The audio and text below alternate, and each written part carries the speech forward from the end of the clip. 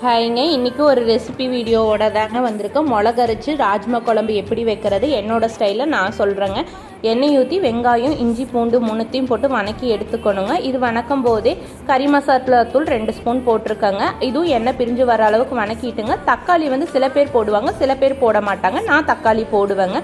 இதெல்லாம் எண்ணெய் பிரிஞ்ச அளவு வணக்கினதுக்கப்புறம் தேங்காய் போட்டுங்க ஆற விட்டுறணுங்க. ஆற விட்டு அரைச்சி மிளகா எடுத்து வச்சுக்கணுங்க. அதுக்கு முன்னாடியே ராஜ்மாவை நான் நைட்டே ஊற வச்சு 5 விசில் விட்டு எடுத்து வச்சுட்டேங்க. அதுக்கப்புறம் திரும்பி கடாயை வச்சுட்டுங்க. எண்ணெய் ஊற்றிட்டு வெங்காயம் வரமிளகா போட்டு வணக்கி விட்டுட்டுங்க. இந்த சாந்து எடுத்து ஊற்றிங்க.